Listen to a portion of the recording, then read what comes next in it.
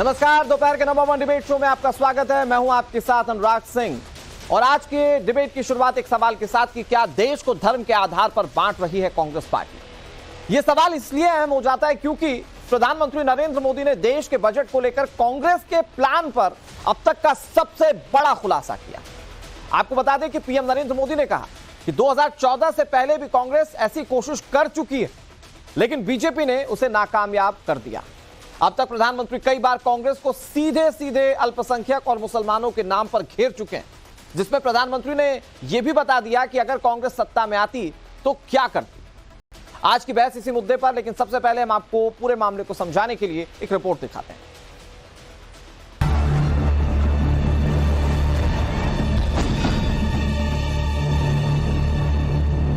धर्म के आधार पर बजट का भी बंटवारा, धर्म के आधार पर इन्होंने देश को बांटा।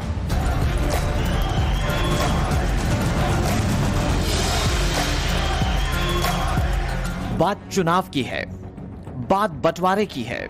सियासी रण को जीतने के लिए वो बंटवारा वोट का हो या बजट का, चुनाव के आखिरी चरण में धर्म का तड़का हर मुद्दे को गर्म कर रहा है। कांग्रेस पर अब पीएम नरेंद्र मोदी ने धर्म के आधार पर देश का बजट बांटने का आरोप लगाया है। कांग्रेस की सोच है कि देश की सरकारें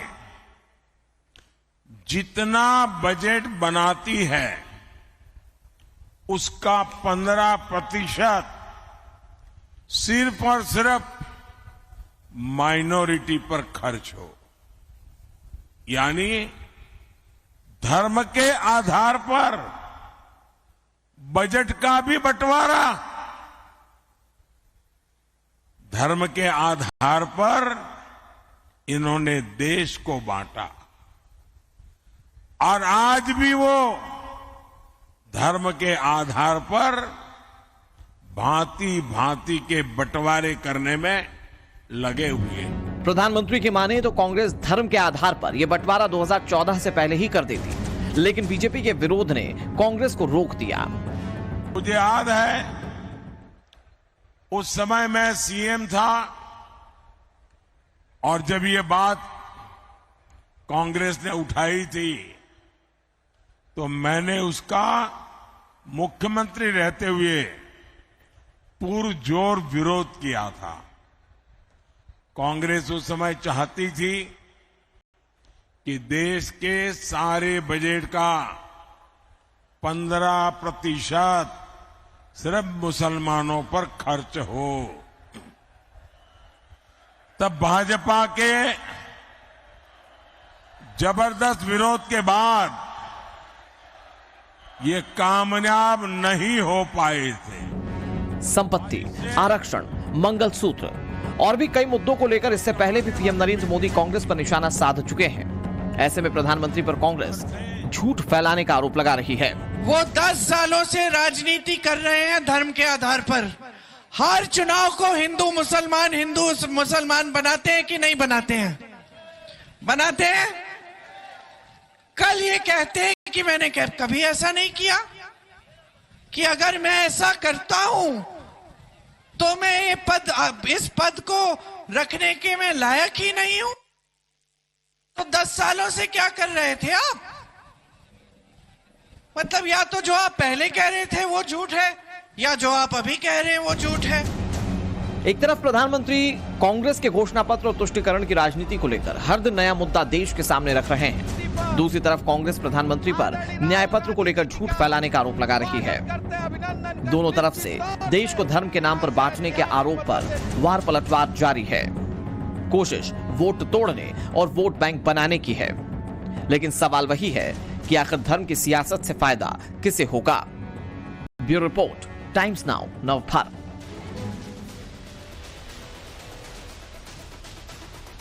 देखिए, हमारे देश में संविधान सर्वोपरि है।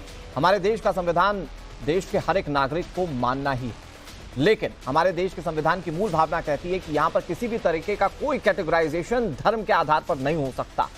तो क्या कांग्रेस पार्टी 15% धर्म के आधार पर किसी एक पर्टिकुलर धर्म को दे देना चाहती थी? ये सवाल बहुत बड़ा है। क्या इस मूल भावना के साथ कांग्रेस पार्टी खिलवाड़ करना चाहती थी? इस पर बातचीत करने की कोशिश करेंगे।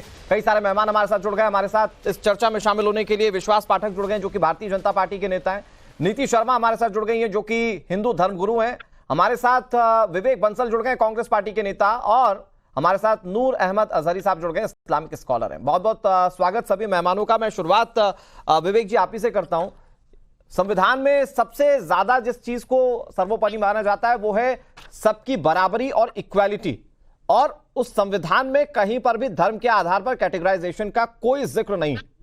प्रधानमंत्री नरेंद्र मोदी जी ने जो खुलासा किया वो वाकई हैरान करने वाला है सर, कि आप 15% सिर्फ मुस्लिम तबके को दे देना चाहते थे बजट में और बाकी पूरे 85% में देश के दूसरे लोगों को।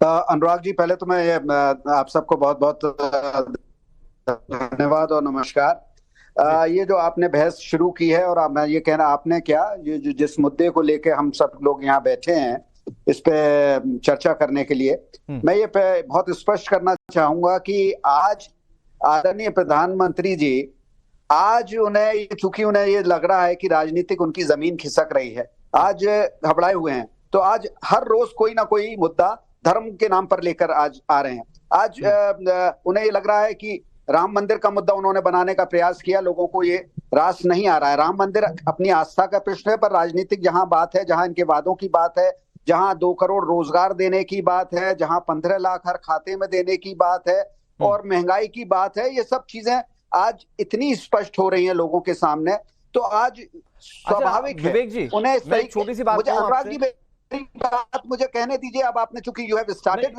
नहीं विवेक जी आप अपनी बात कहिए, मैं तो आप ही को सुनने के लिए बैठा हुआ, लेकिन आप जो बात कह रहे हैं मेरा उस पर काउंटर क्वेश्चन ये है, मेरा उस पर काउंटर क्वेश्चन ये है सर, कि पीएम नरेंद्र मोदी ने इसे खुलासे के तौर पर सामने रखा, तो जो इस तरह की सोच रख रहा था कि 15% हम सिर्फ एक तबके को दे देंगे, और वो भी इसलिए क्योंकि वो उस पर्टिकुलर धर्म से है, तो क्या उस पर सवाल ना पूछे जाएं? और पीएम नरेंद्र मोदी ने खुलासा कर दिया, इस पर सवाल पूछे जाएं।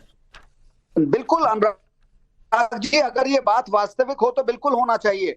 आदरणीय प्रधानमंत्री जी इतनी गर्मामय पद को ग्रहण किए हुए हैं, उनको ये भी बताना चाहिए था उस बैठक में कौन थे। क्या पुष्टि, जब आदमी जब इस तरीके का जब वक्तव्य आता है तो उसकी पुष्टि, हम अनर्गलन चीज कहते रहे, जैसे कि अभी आदरणीय प्रधानमंत्री जी ने कहा था कि मंगलसूत्र छीन लेंगे। आप कह रहे हैं कि ये हुआ ही नहीं है, मतलब आप ये कह रहे हैं कि ये हुआ ही नहीं है। इस चीज को मैं बिल्कुल नहीं, बिल्कुल इस चीज को मैं स्वीकार ही नहीं करता। मैं तो prevention of communal violence bill 2011 को एक्सेप्ट करेंगे कि नहीं करेंगे सर? आदरणीय प्रधानमंत्री जी इसकी पुष्टि करें कि उस बैठक में कौन नहीं है, बीजेपी के प्रवक्ता हैं उसके लिए। मुझे बताइए एक चीज, कि ये prevention of communal violence bill 2011 में जो लेकर आए थे आप, जिसमें बहुसंख्यक की दंगे का जिम्मेदार होगा, ये आप लेकर आए थे कि नहीं लेकर आए थे? क्या ये तुष्टिकरण की पोल नहीं खोलता आपकी?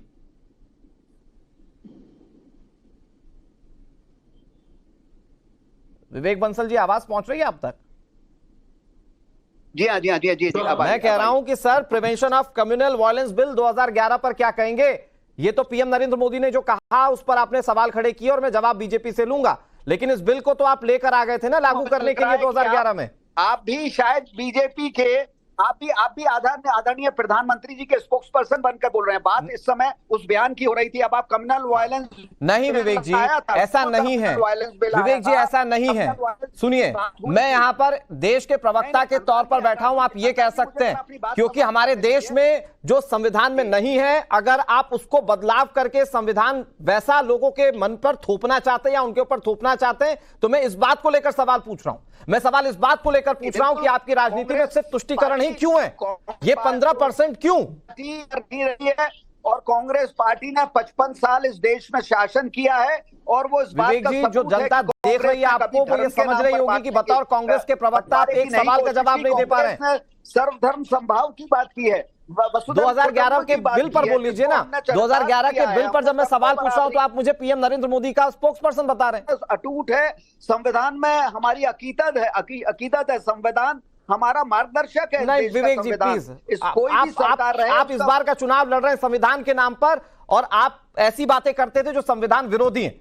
मैं एक बार फिर से आपके पास आऊंगा, ये पीएम नरेंद्र मोदी के खुलासे पर जवाब ले लेता हूं मैं बहुत जल्दी से। विश्वास पाठक हमारे साथ जुड़े हुए बीजेपी के नेता हैं। विश्वास जी, वो कह रहे हैं कि पीएम जो कह रहे हैं वो सच नहीं है, वो ऑथेंटिसिटी पर सवाल उठा रहे हैं। विश्वास जी। अनुराग जी, आपने बहुत अच्छी ये बहस छेड़ी है और आपकी जो पढ़ाई की है उसका रिसर्च भी एकदम सही है। 2011 के बाद में मैं और एक आपके दर्शकों को एक डॉक्यूमेंट दिखाना चाहता हूँ, वो है government of India outcome budget 2013 and 14 जी। उसके बाद में guidelines for implementation of prime minister's new 15 point programme for the welfare of minorities 2013। इसमें साफ साफ लिखा है कि हम बजट में 15% सेपरेट बजट का प्रावधान करेंगे। यह हकीकत है। अभी मोदी जी ने क्यों कहा? बंसल जी को जरा मोदी स्क्रीन जी पे इस लाइएगा। देश को बार बार सचेत करना चाहते हैं, क्योंकि 2016 में जब लखनऊ पैक्ट हुआ था उसके बाद में हमने सीरीज ऑफ इवेंट्स अगर देखते हैं, वो अल्पसंख्यकों के लिए है, जिसमें सिख समाज भी आता है, जैन समाज भी आता है, बुद्ध समाज भी आता है। मुझे बोलने दीजिए ना, अभी मुझे बोलने दीजिए। तकलीफ 2016 से लखनऊ पैक्ट के बाद में जो जो बातें हुई है देश में, उसके लिए हमारे प्रधानमंत्री का ये कर्तव्य है कि हमें उनको आगाह करना जरूरी है, सचेत करना जरूरी है। मुझे बताइए कि 1947 के बाद में जब निजामों का राज्य था, उसको एक्वायर करने के लिए सरदार पटेल ने जो एक्शन ली, वो क्या मुस्लिम के खिलाफ थे? वो देश के हित में था। सरदार पटेल कोई भारतीय जनता पार्टी के नहीं थे। देश हित में जब जब बातें होती है तो देश को सचेत करना ये देश के मुखिया का काम होता है। प्रधानमंत्री नरेंद्र मोदी जी ने वही बात देश के आगे रखी है। अगर कांग्रेस वाले वापस सत्ता में आते हैं तो वो 15% बजट मुस्लिमों के नाम पे करना चाहते हैं, और इस संविधान में ऐसा लिखा नहीं है कहीं पे कि मुस्लिमों का तुष्टिकरण और जो राजनीति करते हैं उसके खिलाफ सवाल का जवाब दे दिया, जिसपे विवेक बंसल को इस बात पर आपत्ति थी कि प्रधानमंत्री ने झूठ बोला। विवेक जी, बहुत संक्षेप में अपनी बात को कह दीजिए। हालांकि आप जो माइनॉरिटी वाली बात कह रहे हैं कि वो माइनॉरिटी के लिए था, उस माइनॉरिटी में भी सबसे बड़ा हिस्सा मुस्लिमों का ही है। ये एक देखिए अल्पसंख्यक उसमें मुस्लिम का भी है, तो क्या जैन समाज क्या नगण्य है? 2% जैन समाज भी है, सिख समाज भी है, बुद्ध समाज भी है। ये समाज भी क्या अल्पसंख्यक में नहीं आते, या भारत के नागरिक नहीं है, या सिर्फ और सिर्फ मुस्लिमों के लिए कहा गया है? अल्पसंख्यक क्या अल्पसंख्यक का जब उल्लेख किया जाता है तो उसमें ये सब समाज भी उसमें अंतर्गत होते हैं। तो ये कहना, और उसमें ये बेसिक जो एक गाइडलाइन थी, उसका मतलब ये नहीं था कि हमने आवंटित कर दिया। बेसिक गाइडलाइन थी कि चूंकि एक रिपोर्ट आई थी जिसमें ये महसूस किया गया था शैक्षिक सामाजिक स्तर पर ये वर्ग जो है ये सर्वहारा है या ये विपिन है या वंचित वर्ग है, तो गाइडलाइन थी, उसमें ये नहीं था कि आवंटित कर दिया गया है। ठीक है, लेकिन सर फिर बात वही है ना कि सोच क्या थी आपकी? ये पर्टिकुलर वो भी करते थे। ठीक है विश्वास जी, मैं आ रहा हूं आपके पास। क्या ये पर्टिकुलर किसी और धर्म के बारे में आप सोच सकते हैं क्या ऐसा, या अगर सोचा है तो फिर आपने क्या लागू किया है क्या देश में? मैं बहुत जल्दी से नीति जी के पास चले जाता हूं। नीति जी, अब हमारे देश में चुनाव लड़ने के लिए हो सकता है कि कोई भी राजनीतिक हथकंडे राजनीतिक पार्टियां अपनाएं, लेकिन किसी के हक के साथ या किसी के मौलिक अधिकार के साथ कोई छेड़छाड़ या खिलवाड़ नहीं हो सकती, और उसका सबसे इंपॉर्टेंट पार्टी की संविधान को माना जाए। लेकिन यहां संविधान को बचाने वाली पार्टियां संविधान में किस तरह से छेड़खानी की उन्होंने या करने की कोशिश की जब वो खुद सत्ता में थी। 15% एक पर्टिकुलर धर्म को देने की बात कही गई। अनुराग जी, सबसे पहले तो ये चीज को समझने की आवश्यकता है कि किस प्रकार से तुष्टीकरण की पराकाष्ठा विपक्ष जो है उसको पार करते जा रहा है। एक एक बयान, चुनाव तो अब आए हैं, चुनाव तो 5 महीने पहले भी जब 5 राज्यों में थे, आप इनके बयान, सीरीज ऑफ बयान देखेंगे। सनातन के उन्मूलन की बात जब इनका विपक्षी का घटक दल करता है तो ये मौन रहते हैं। जब विपक्ष का घटक दल रामचरितमानस की प्रतियां जलाने की बात करता है, ये मौन रहते हैं। और मैं आपसे पूछती हूँ, यहाँ पे मेरे मुस्लिम स्कॉलर भी बैठे हुए हैं, बाबरी मस्जिद कब ढाई गई थी? उस समय किसका शासन था? कांग्रेस का शासन था देश के अंदर। और आज अगर केंद्र में बीजेपी का शासन है, राम मंदिर का शिलान्यास हुआ है, उद्घाटन हुआ है, और एक भी रक्त का कण कहीं नहीं बहा है, ना ही कोई विरोधाभास हुआ है, उल्टा विकास की धारा विरासत के साथ साथ बह रही है। आज पीडीए यानी कि पिछड़ा, दलित और जो आदिवासी समाज या अति पिछड़ा समाज है, उसका हक ये मुसलमानों को दे रहे हैं। इनके लिए माइनॉरिटी का मतलब है सिर्फ मुसलमान। अगर केंद्र ने योजनाएं चलाई, केंद्र ने उज्ज्वला योजना चलाई, केंद्र ने आवास दिए, केंद्र ने जल से नल दिए, केंद्र ने मुद्रा योजना दी, या आपको आयुष्मान कार्ड दिया, क्या किसी का जाति या धर्म दिया? और ये वही संविधान की हत्या की बात करते हैं जिस संविधान में स्पष्ट अक्षरों में लिखा गया है कि धर्म के आधार पे कोई भी रिजर्वेशन नहीं होगी। और वहीं विपक्ष दल के लालू यादव जी जो कन्विक्टेड है भ्रष्टाचार में, जो कन्विक्टेड है, जो बेल पर है, वो कहते हैं कि मुसलमानों को रिजर्वेशन दी जाए। आप आदि दलित पिछड़े समाज के लोगों का जो हक है वो आप मुसलमानों को देते हैं। और आज आप ही के सैम पित्रोदा, यद्यपि उन्होंने आज इस्तीफा दे दिया है, लेकिन अब विचारधारा देखिए, गुरु है वो राहुल गांधी जी के और उनके पूर्वजों के। वो बोलते हैं कि 55% जो इनहेरिटेंस टैक्स है वो लगना चाहिए। वो तो आपकी संपत्ति को भी हड़पवाना चाहते हैं। ये संपत्ति पहले अपनी लगाए ना, और उसके बाद आज 15% बजट माइनॉरिटी केवल के मुसलमान हैं। आज अगर सीए आ रहा है, सिटीजनशिप अमेंडमेंट एक्ट के तहत, हमारे जो माइनॉरिटी भाई हैं, सिख समाज है, पारसी समाज है, बौद्ध समाज है और समाज हैं जो वहां पे प्रताड़ित हो रहे हैं पाकिस्तान, अफगानिस्तान, बांग्लादेश में, आज अगर उनको हमने सिटीजनशिप दिया है, ये नहीं बोलेंगे, लेकिन सोच इस तरह की होगी कि 15% जो है वो मुस्लिमों को दे दिया जाए बजट में। अब सोच रहे बजट का 15% कितना बड़ा हिस्सा हो सकता है। मैं आऊंगा आपके पास एक बार फिर से, लेकिन अजहरी साहब, अनुराग जी सिर्फ एक चीज बोलना जल्दी से मैं प्लीज कंक्लूड कर लीजिए, जल्दी से कंक्लूड वालों से पूछिए कि जब योजनाओं के बेनिफिट्स दिए गए तो क्या उसमें किसी ने धर्म का नाम जोड़ा? नहीं जोड़ा ना। बिना किसी धर्म को मानते हुए, धर्म को साइड में रखते हुए, मानवता के नाम पर। ठीक है, मैं बात यहीं से आगे बढ़ाता हूं। अजहरी साहब, देश में योजनाएं चल रही हैं और उस योजना में कभी इस बात को कहीं इंडिकेट नहीं किया जाता कि ये पर्टिकुलर के लिए इतना इतना कोटा है। धर्म के हिसाब से तो बिल्कुल नहीं किया जाता, जो कि संविधान के विरुद्ध है। अगर किसी के संवैधानिक हक को मार लिया जाए तो इसका समर्थन तो आप भी नहीं करेंगे। तो ये 15% कोटा अगर आपके हक में चले जाता तो मुझे नहीं लगता है कि आप उसको डिफेंड करेंगे किसी तरीके से। अरे साहब, कुछ ऐसा कहीं भी नहीं है। धर्म के आधार पर हमारे देश में किसी को भी आरक्षण दे ही नहीं सकते। आरक्षण हमने 2012 में सुन तो ले हमने 2012 के चुनाव में जो समाजवादी पार्टी का मैनिफेस्टो देखा था, उन्होंने कहा था 18% रिजर्वेशन मुसलमानों को देंगे, तो हमने इसका विरोध किया था। हमने कहा आप मुसलमानों के नाम से दे ही नहीं सकते। मतलब एक कम्युनिटी को बार बार टारगेट कर देना कि ये काम मुसलमानों के लिए हो रहा है, कि वजीर आजम की जबान से मुझे अच्छा नहीं लग रहा किसी भी हाल में। देश का प्रधानमंत्री का चेहरा बहुत बड़ा होता है, चेहरा होता है। हालत ये है देश में कि देश ने नफरत की बात करने वालों को नकार दिया है। देश ये इस आधार पर दे रहा है अजहरी साहब, आप अपने आपके एजेंडे में है कि प्रधानमंत्री आपको नहीं पसंद होंगे तो आप उनके खिलाफ बोलेंगे। मैं ये बात नहीं कर रहा, नहीं अजहरी साहब, मैं ये बात ही नहीं कर रहा हूँ। मैं जो समझना चाह रहा हूँ, नहीं अजहरी साहब प्लीज, अजहरी साहब, मैं जो समझना चाह रहा हूँ वो ये कि ये जो 15% कोटे का बजट, क्योंकि आप संविधान की बात करते हैं, ये 15% कोटे का बजट रखेंगे कि नहीं रखेंगे? बस मुझे इस पर जवाब दीजिए। मैंने कहीं 15% बजट की मुसलमानों के लिए बात नहीं है। अगर अल्पसंख्यक समाज के लिए तो बुरा इसमें क्या है?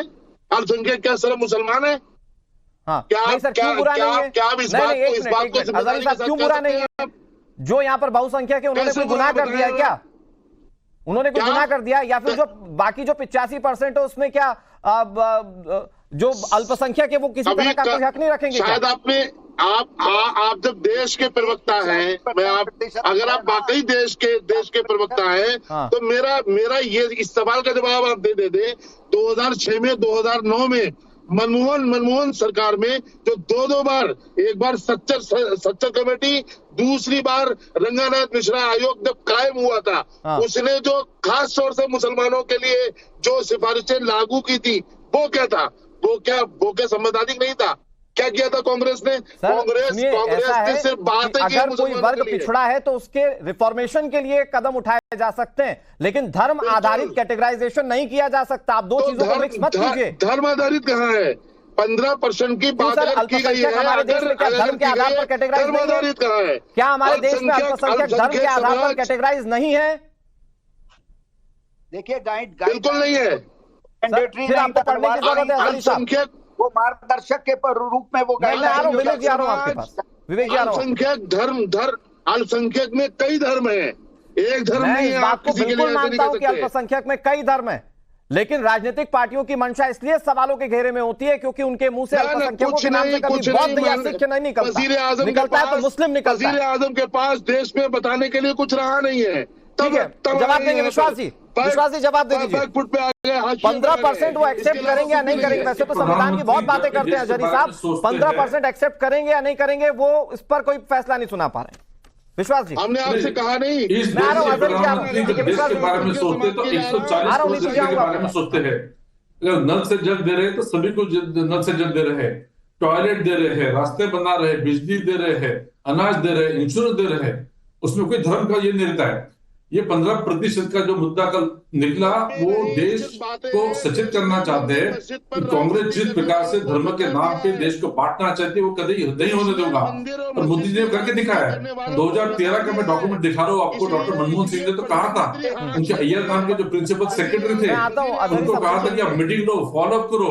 और मुझे ये 15 पॉइंट प्रोग्राम में धर्म के नाम पे 15% का बजट बनाना है, ये इनकी मनीषा थी। ये मनीषा पूरा उद्ध्वस्त करने का काम मोदी जी ने किया है और उसी के बात का स्मरण कर उन्होंने किया है। नकार दिया है देश ने, आस्था की मार्केटिंग करने वालों को नकार दिया है। इसलिए मोदी जी को जरूरत नहीं है। आज 140 करोड़ जनता में से 36 करोड़ स्टेट है। अजहरी साहब, देश ने 2011 वाले prevention of communal violence bill वालों को भी नकारा था। ठीक है अजहरी साहब, तो देश सारी चीजें देख रहा है और उस हिसाब से ही वोट देता है। मैं आ रहा हूं आपके पास विश्वास जी, नीति जी मैं आपके पास आऊंगा, थोड़ा सा वेट कर लीजिए। लेकिन विवेक बंसल साहब, आप संविधान को पढ़े लिखे व्यक्ति, आप संविधान को जानने वाले व्यक्ति और बहुत जिम्मेदार पार्टी के प्रवक्ता हैं। मुझे एक बात बताइए कि संविधान को मानते हुए किसी भी तरीके से मुस्लिमों को पर्टिकुलर आरक्षण का किसी तरह से समर्थन कर सकते हैं क्या? देखिए, जब जो चीज संविधान में नहीं है उसको हम कैसे कह सकते हैं? तो चुनाव के बीच में जब वोट डाल रहे थे तब तो लालू यादव कह रहे थे कि हम मुस्लिमों को आरक्षण दिला देंगे, पूरा का पूरा दिलाएंगे। देखिए, वो प्रश्न आप आदरणीय लालू यादव जी से कीजिए सर, क्योंकि वो आपके साथ मिलकर संविधान बचाने की लड़ाई लड़ रहे हैं और संविधान विरोधी बात कर रहे हैं, इसलिए मैं ये सवाल आपसे पूछ रहा हूँ। लड़ाई लड़ रहे हैं, संविधान आज वाकई में खतरे में है, लोकतंत्र आज वाकई में खतरे में है। कैसे मुस्लिमों को आरक्षण दिलाकर आप बचा रहे हैं? मतलब संविधान, मुख्यमंत्रियों को जिस तरीके से धर्म के आधार पर आरक्षण दिलाकर संविधान बचा रहे हैं। कोर्ट की रूलिंग जो कल आई है, जिसको वो क्या कहते हैं, वो इन्होंने कब आरक्षण दे दिया? और सरकारी संस्थानों का दुरुपयोग ये सत्ता पक्ष कर रही है, ये सबके सामने पूरी तरीके से खुली किताब है। अरे सर, वो तो कर रहे हैं, लेकिन लालू यादव पर भी तो कुछ बोल लीजिए, आपके साथ बैठे हुए, सत्ता में बैठे हुए लोगों पर भी तो कुछ बोल लीजिए। देखिए, मैं अपने कांग्रेस के संविधान बचा रहे, संविधान तोड़ते हुए कांग्रेस का पक्ष आपके मैनिफेस्टो में है कि नहीं सर, ये बताइए मुझे। अच्छा सब छोड़िए, आपके मैनिफेस्टो में ये है कि नहीं कि 50% वाला कैप हटाएंगे? 50% कैप किसने लगाया था देश में? तो फिर हटाने की बात क्यों हो रही है? समय समय पे परिस्थितियों के अनुसार लचर भी होता है संविधान। समय समय पे लोगों की आकांक्षाएं और अपेक्षा के अनुरूप संविधान में संशोधन किए गए हैं कि नहीं? आप तो फिर उस लकीर के फकीर की बात कर रहे हैं जो इतने 100 से ऊपर संविधान में अमेंडमेंट्स हुए हैं, फिर तो वो सब जो है वो नीतिगत नहीं है। ये बातें करते हुए विश्वास पाठक जी, ये क्या संविधान बचा रहे हैं क्या? क्या चीज? नहीं, मैं विश्वास पाठक जी से पूछ रहा हूं, आपकी बातों को काउंटर कर रहा हूं कि क्या ये संविधान बचा रही है, कहते हुए कि जहां जहां लगता है वहां वहां हम बदल देंगे, लेकिन वो होगा तो सिर्फ मुस्लिमों के हिसाब से या वोट बैंक के हिसाब से, और ऐसे ही संविधान बचा। कांग्रेस की नीति यही स्पष्ट थी। डॉक्टर बाबा साहब अम्बेडकर ने जो जो कहा था उसके खिलाफ ही इन्होंने सब चीजें की है। डॉक्टर बाबा साहब अम्बेडकर समाज जब लोकसभा में चुनाव लड़ रहे थे, नेहरू जी स्वयं नागपुर के पास भंडारा में गए, उनको हरा दिया। ये संविधान का उपयोग केवल अपने कन्वीनियंस के हिसाब से करते हैं। इनको रिलीजन के आधार पे इन्होंने इलेक्शन लड़े, इलेक्शन जीते हैं। अभी मोदी जी आने के बाद में 140 करोड़ जनता के बारे में जब पॉलिसी बनाते हैं, अंत्योदय की जब बात करते हैं, 34 करोड़ लाभार्थी हमने जो तैयार की है, उसके कारण इनकी बौखलाहट बढ़ रही है। कांग्रेस को किसी भी प्रकार का अभी कोई चांस है नहीं, इसलिए वो इस प्रकार की बात कर रहे हैं। जहां तक हमारा सवाल है, ये चुनाव हम बड़ी दमदार पद्धति से आगे बढ़ रहे हैं, जीत रहे हैं। 370 से ज्यादा सीटें केवल भारतीय जनता पार्टी को मिल रही है और एनडीए को हमको 400 से ज्यादा सीटें मिल रही है। हाँ, लेकिन अगर तुष्टीकरण से ही वोट मिलेंगे, नीति जी, तुष्टीकरण से ही वोट मिलेंगे, मैं आ रहा हूं आपके पास, विवेक बंसल साहब आ रहा हूं आपके पास, तुष्टीकरण से ही वोट मिलेंगे, तो क्या कांग्रेस पार्टी ने वो मुस्लिम तुष्टीकरण वाली राह पकड़ रखी है क्या पहले से?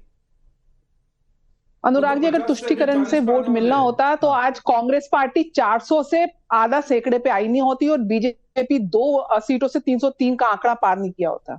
सच्चाई है कि देश की जनता की आंखें खुल चुकी हैं। अभी मेरे मुस्लिम स्कॉलर नूरजहान भाई बहुत अच्छी बात कर रहे थे कि अल्पसंख्यक खाली मुसलमान नहीं है, तो मैं आपसे नूर साहब ये बोलना चाहूंगी कि वक्फ बोर्ड की प्रॉपर्टी पे जितना हक मुसलमान का है उतना ही सिखों का भी होना चाहिए, उतना जैनियों का भी होना चाहिए, उतना पारसियों का भी होना चाहिए। बिल्कुल। हाँ, माइनॉरिटी केवल मुसलमान नहीं है, तो क्यों आप विरोध करते हैं यूनिफॉर्म सिविल कोड की और सिटीजनशिप एक्ट की? क्यों वो माइनॉरिटी भाइयों को उनका हक और उनकी अधिकार माँ भारती का नहीं मिलना चाहिए?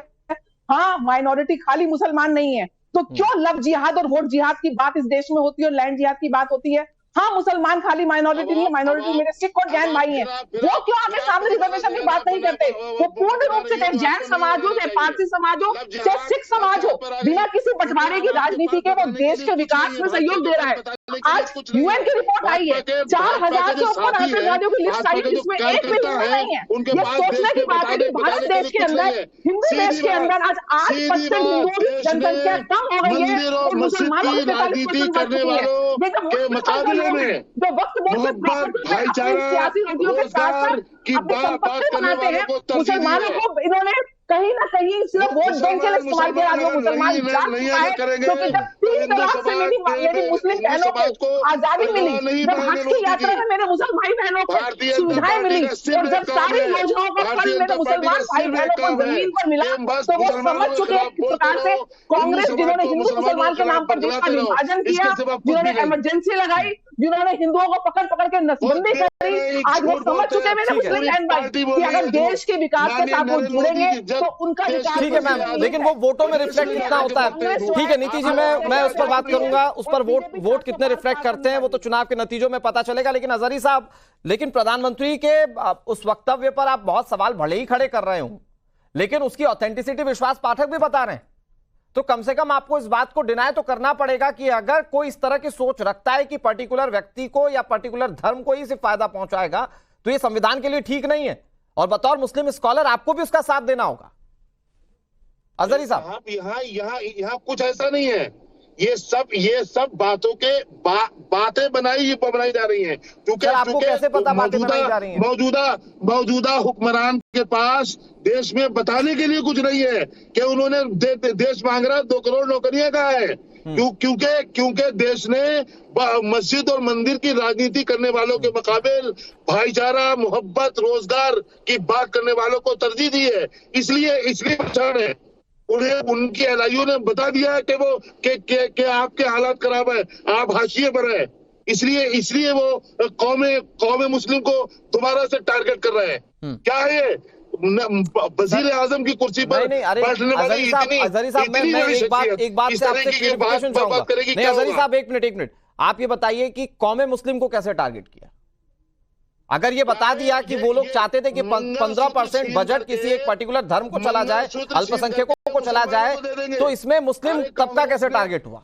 अरे साहब सुन तो ले, कांग्रेस 70 साल रही है या 60 साल रही है, हाँ। तब कांग्रेस ने मुसलमानों को कुछ नहीं दिया। आज आप बोल रहे हो तो मंगलसूत्र छीन के मुसलमानों को दे देंगे, हाँ। ये क्या है? मुसलमान घुसपैठिए हैं। नहीं तो वो तो कांग्रेस पार्टी पर कह रहे हैं ना, वो तो कांग्रेस पार्टी पर कह रहे हैं, वो तो मुस्लिमों पर कैसे अटैक किया ये बताइए ना। पहले बोल रहे हैं झूठ, मुस्लिमों पर कैसे अटैक किया? चैनल को इंटरव्यू में चलिए मैं कह रहा हूं कि वो डरा कर वोट ले रहे हैं, लेकिन आप ये बताइए कि मुस्लिमों पर कैसे अटैक हुआ? ये क्या है मुस्लिमों? ये तो पॉलिटिकल पार्टी की सोच पर सवाल है ना सर। मुसलमान किसी का मंगलसूत्र लेने के लिए बैठा है। अरे सर फिर आप गलत समझ रहे हैं। नहीं अजहरी साहब, एक मिनट, अजहरी साहब, उस बयान का अगर इंटरनल भी मामला पूरा समझने की कोशिश करें तो उसमें यह कहा गया कि कांग्रेस सत्ता में आएगी तो मंगलसूत्र छीनकर दे देगी, और उसके पीछे मैनिफेस्टो बीजेपी वजह बताती है। इसमें मुस्लिमों पर अटैक कैसे? मुसलमानों को यही तो अटैक कर रहा है मुसलमानों पे, कि मुसलमानों को दे देगी ताकि हिंदू समाज भड़क जाए, ताकि हिंदू समाज, अच्छा मतलब हिंदू समाज भड़केगा? हिंदू समाज का अपना कोई दिमाग नहीं है? हिंदू समाज को माननीय नरेंद्र मोदी ने भड़काया है, जैसे पहले मुसलमानों को कांग्रेस और दूसरी पार्टियां भड़काती रही हैं। ठीक है, ओके अजहरी साहब, मजा नहीं आ रहा आपकी, सच में तकरीरों में मजा नहीं आ रहा। मैं विवेक जी के पास जाता हूं। विवेक जी, आप मजा नहीं आया? विवेक जी मुझे ये बताइए कि आपके एक पूर्व प्रधानमंत्री रहते हुए कहते हैं कि देश पर तमाम संसाधनों पर हक जो है वो पहला मुस्लिमों का है या अल्पसंख्यकों का है, वो इस तरह की सोच रखते हैं। दूसरी तरफ आपकी ये बात निकलकर सामने आती है कि आप लोग 15% बजट जो है वो सिर्फ धर्म के आधार पर दे देना चाहते हैं किसी व्यक्ति को या किसी तबके को। तो आप लोग अपना जो सेक्युलर होने का दावा करते हैं, वो सेक्युलर होने का दावा टिकता कहां है आपका? आपकी पोलराइजेशन की नीति तो खुलकर साफ हो जाती है।